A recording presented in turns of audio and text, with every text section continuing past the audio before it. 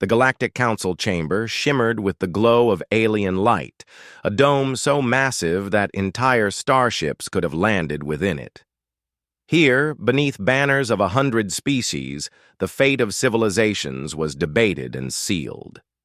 To most, it was a symbol of unity.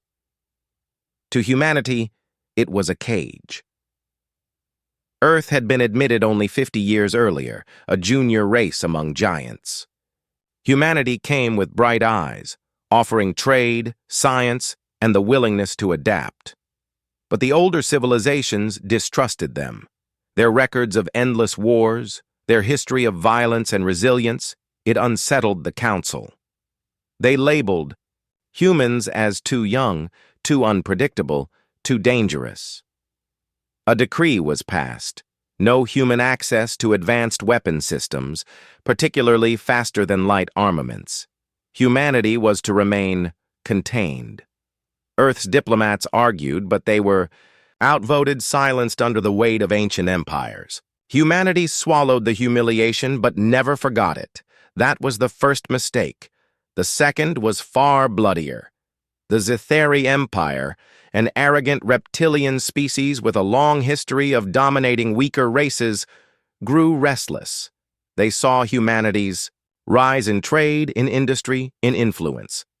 Their leaders feared it, so they decided to remind Earth of its place. It began with whispers. Human ships harassed at border checkpoints, trade vessels fined for non-existent crimes, colonists detained. Earth complained. The Council dismissed them. Minor incidents, they said. Then came the day of fire. The SS Horizon, a Terran diplomatic convoy carrying thousands of delegates, scientists, and civilians, entered Zitheri space on a sanctioned trade mission. Its weapons were disabled, its hull painted with the peaceful insignia of Earth's Unity fleet. Yet the Zitheri fleet that intercepted it had no interest in peace. The recordings would later be smuggled back to Earth. Grainy, broken, footage of Zitheri cruisers surrounding the horizon, a booming alien voice. Human presence is an infection. This is your cleansing. Moments later, plasma fire tore through the convoy.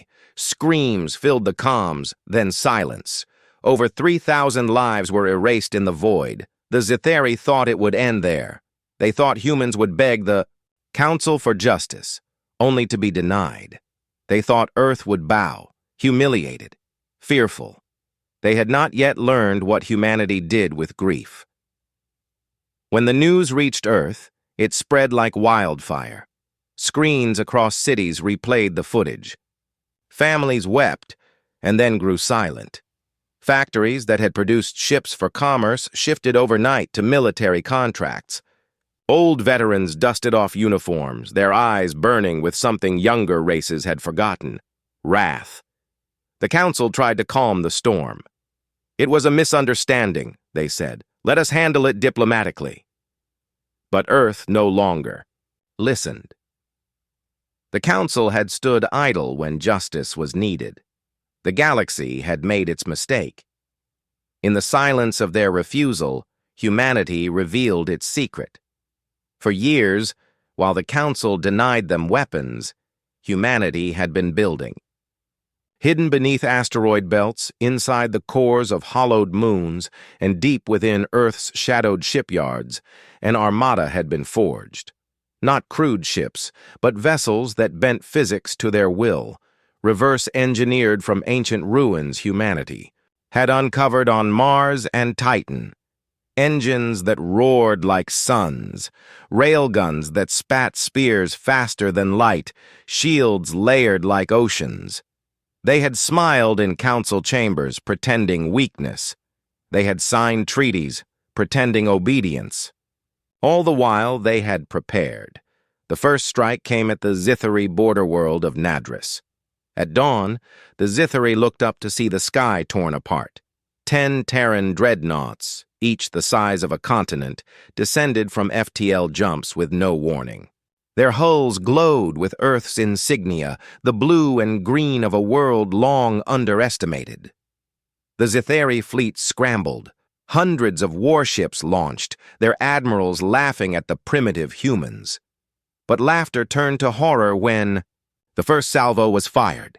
A single Terran railgun round, accelerated by gravitic coils, ripped through 3 cruisers in one shot. Plasma beams curved off shields layered in quantum resonance. Swarms of Terran drones, no larger than insects, infiltrated enemy ships, tearing them apart from within.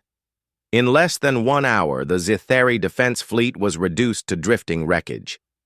The Dreadnought commander broadcast a single message to the galaxy. This is Earth's answer. You kill our people, we kill your empire. From there, humanity's fury spread system by system. Zitheri colonies fell in days. Military outposts that had stood for centuries crumbled before Terran firepower. The galaxy watched in disbelief. A species only centuries into spaceflight was unraveling an empire millennia old. The Council convened emergency sessions. Some demanded intervention, fearing humanity's rise. Others sat in silence, remembering their own grudges against the Zitheri. None dared send fleets. They had seen the recordings, the way human ships carved through armadas like paper. By the time the war ended, the Zitheri homeworld was a burning husk, its proud towers reduced to ash. The once mighty reptilian race bent the knee, begging Earth for mercy. Humanity granted it, but with iron conditions: reparations, permanent disarmament, and an oath that no hand would rise against Terran lives again. The Council could no longer ignore them. When humanity walked into the chamber, the delegates who once mocked them now fell silent. Even the oldest empires felt unease in their presence, for they had seen what mankind was capable of, not just survival, but vengeance. Humanity had not asked for war, but when war was brought to their door, they answered in kind. The galaxy would remember the day of the horizon. They would remember the fleets of Earth blazing across the stars, and above all, they would remember the truth etched in fire. The greatest mistake the galaxy ever made was underestimating mankind. The stars above New Carthage burned peacefully the night the Valtheron Empire made its mistake. New Carthage was not Earth's strongest colony. It was not the wealthiest, nor the most important. Nestled on the edge of Terran space, it was a quiet world of farms, mines, and families. Veterans of Earth's old wars had settled there, seeking peace in their twilight years. Children grew under twin suns. Traders passed through, filling the spaceports with laughter and commerce. The Valtherons believed it would be easy prey. They were an old empire, smug in their dominion. For centuries, they had bullied smaller races into servitude, conquering colonies, taxing worlds, expanding their reach like a spreading infection. To them, humanity was just another upstart species with too much ambition. When the Council forbade humans from building advanced weapons, the Valtherons had laughed. Savages, they called them, a danger to themselves. So when whispers reached Valtheron ears that New Carthage had veins of rare antimatter crystals beneath its mountains, they did not hesitate. They wanted it. They did not ask. On the morning of the raid, the sky of New Carthage split open with fire. Valtheron warships descended without warning, their engines blotting out the suns. Orbital bombardments leveled defense towers, and plasma rain turned farmlands into glass. Families ran for shelters. Traders scrambled to launch their ships. Yet resistance rose from the unlikeliest of places. Old soldiers.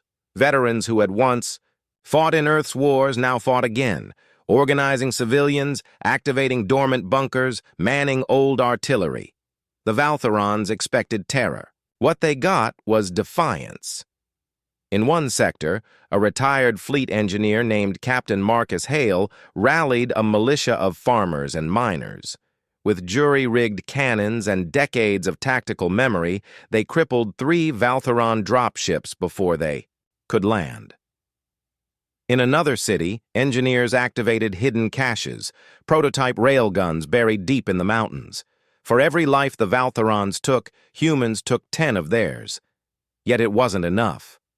The colony bled. Then came the broadcast. Battered freighter, the Resolute, broke through the Valtheron blockade. Its hull burned, engines sparking, but it escaped. Across light years, it carried the message to Earth. Holographic images filled the Terran assembly chambers. Civilians burned alive, children screaming, cities in ruins. The message ended with Captain Hale's final words, his face bloodied but resolute. If this is humanity's fate, let the stars remember. We did not kneel. The chamber went silent. For a moment, there was grief. Then grief hardened into fury. Earth remembered its colonies as family, and humanity had always been protective of its own. No insult was greater, no wound deeper, than slaughtering Terran civilians. Factories thundered awake, shipyards lit like suns. War drums echoed in silence across the solar system. Veterans re-enlisted by the thousands. Young men and women volunteered in droves. Entire economies shifted overnight toward one purpose, war, and then Earth revealed the truth. The Council had forbidden humanity from developing advanced weapons. Humanity had nodded, smiled, and promised obedience. Yet in secret, beneath oceans, inside hollowed asteroids, within the shadows of Saturn's rings, the Terran Defense Initiative had worked relentlessly. They had built fleets, not crude ships, but weapons born of desperation and genius. Stealth, dreadnoughts wrapped in adaptive armor, carriers bristling with drone swarms, destroyers armed with experimental FTL disruptors, ships the galaxy had never seen because Earth had never needed to show them. Until now. When the Terran Armada launched, the galaxy trembled. Hundreds of ships, each glowing with the fury of a species wronged, emerged from the dark. Their destination, Valtheron space. The counterattack began at the Valtheron stronghold. Of Terion for Valtheron, admirals laughed at first. Humanity? Their fleets were childish. Their tactics, predictable. But when the first human dreadnought translated into orbit, laughter turned to dread. The Terran ship Iron Resolve unleashed a barrage that split a Valtheron cruiser in half with a single shot. Drone swarms poured like locusts, slipping past shields, disabling weapons, tearing engines apart. Human frigates, fast and cunning, darted between lumbering Valtheron ships, striking like predators. In less than 3 hours, the stronghold burned. The Valtheron fleet was ash. From world to world, humanity struck with unrelenting precision. Colonies liberated, garrisons crushed, outposts erased. Every Terran broadcast carried the same message to the galaxy. This is justice for New Carthage. The Council convened emergency sessions. Some begged Earth to stop. Others whispered fearfully of their own past crimes against weaker races. If humanity could do this to the Valtherons, what might they do to others? But the Terran ambassador stood in silence, her eyes hard as stone. The war reached its climax at the Valtheron homeworld itself. A fleet of 300 human warships emerged in orbit, blacking out the skies. The Valtheron Emperor sent desperate pleas, promising peace, reparations, and apologies. Humanity listened, and then unleashed fire. They did not glass the planet, nor exterminate the Valtherons. Humanity was not mindless in their fury. Instead, they crippled the Empire, dismantled their fleets, destroyed their shipyards, erased their orbital defenses. The Valtheron military was shattered forever. At last, Earth sent a final transmission. We are not conquerors, but if you touch our people again, there will be no Valtherons left to speak of. The galaxy trembled. For the first time in living memory, an ancient empire had been brought to its knees, not by another ancient power, but by a species barely centuries into the stars. New Carthage mourned its dead, but from its ashes rose monuments of fire and steel. Every colony, every world of humanity carried the same oath. Never again. The galaxy learned its lesson that day. The mistake was not attacking Earth directly. The mistake was believing a distant colony could be struck without consequence. They had forgotten a truth carved deep into human history. Hurt one family and the whole will rise. Humanity's fury was not just vengeance, it was a warning. The Galactic Council was the stage of empires. Inside its colossal chamber, beneath a dome of shifting stars, the greatest powers of the galaxy gathered. Species older than humanity's first tools debated laws, brokered treaties, and mocked the young. And among them, in seats at the very edge of the chamber, sat the Terran delegation.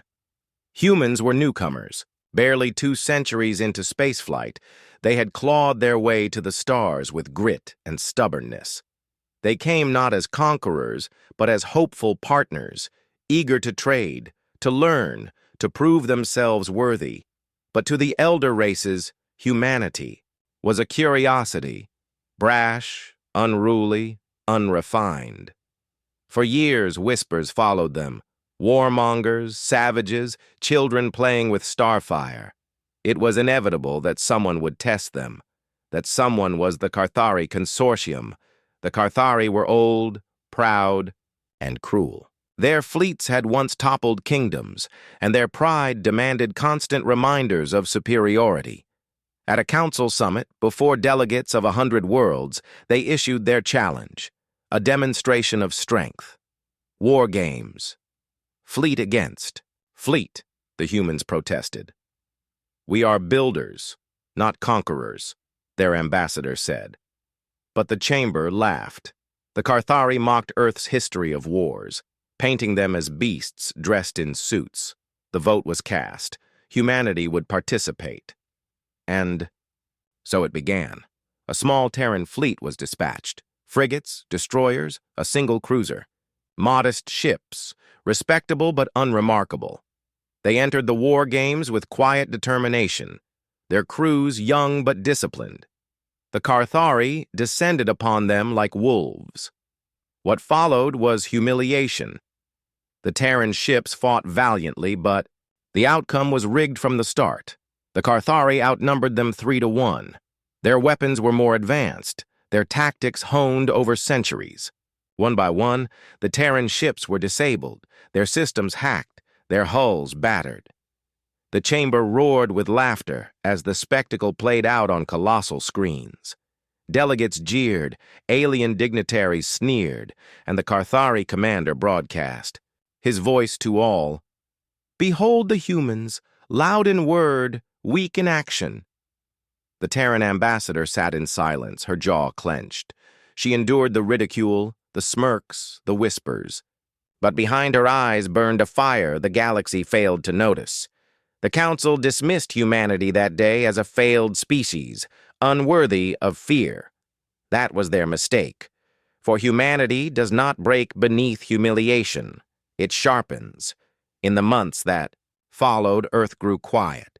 Their diplomats spoke less, their fleets patrolled less. To the Council, it seemed humanity had accepted its place. But in the shadows, far from prying eyes, something stirred. The Terran High Command, long aware of the Council's contempt, enacted its contingency. The Silent Forge Protocol. Deep within asteroid shipyards, hidden behind cloaking fields, humanity had been building. Not the modest frigates shown at the games, but weapons born from centuries of desperation and defiance. Dreadnoughts the size of cities, wrapped in adaptive armor. Carriers housing swarms of AI-driven drones. Cruisers with gravitic lances capable of tearing moons apart. For years, they had smiled in the council chambers while their engineers worked in silence. The galaxy thought them weak. Humanity had allowed it, until the day of reckoning came, a year. After the war games, the council announced new exercises. The Carthari boasted again, eager to humiliate humans once more. Delegates chuckled, expecting the same show. A few Terran ships, quickly defeated, their savage pride further broken. But when the war games began, the galaxy froze. Humanity did not send a token fleet. They sent the fleet. Hundreds of ships translated into the combat zone, their hulls black as obsidian, their engines burning with white fire. Dreadnoughts that blotted out the stars, destroyers sleek as predators, carriers bristling with uncountable. Drones! The Carthari jeered at first, calling it arrogance. But then the Terran admiral spoke, a single sentence broadcast across the council chamber. "This time, we play by our rules." The battle began. Carthari fleets, proud and vast, surged forward, but against humanity's armada, they crumbled. Terran railguns fired slugs faster than light, tearing warships apart before their shields could react. Swarms of drones overwhelmed enemy formations, slipping through defenses, detonating within engine cores.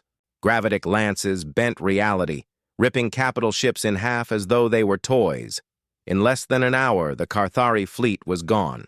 Not defeated, erased. The chamber of the council was silent. No laughter, no jeers, only horror. Delegates watched as the Terran admiral ordered the drones to form patterns in the void. Across the battlefield, in glowing debris, words were spelled, "Never underestimate humanity." The message was clear. The war games were over. The mockery ended. Humanity had revealed its hand, and the galaxy would never see them the same again. But Earth was not finished. The Terran ambassador rose in the chamber. Her voice was calm, but carried the weight of a storm. "We sought peace. You gave us ridicule. You sought to humiliate us. You only awakened what we kept hidden. Know this: we do not start wars. But if war comes to our people, we end it. Permanently." The silence that followed was the silence of fear. The Carthari delegation fled the chamber, their pride in ruins. The elder species whispered among themselves, uneasy. They had mocked a race they thought was weak, and in doing so, they had awakened something far more dangerous than they imagined. The council's mockery had been the spark. Humanity's wrath was the firestorm. From that day forward, no delegate laughed when humans entered the chamber. No empire dared test their resolve. The galaxy remembered the lesson carved in wreckage across the stars.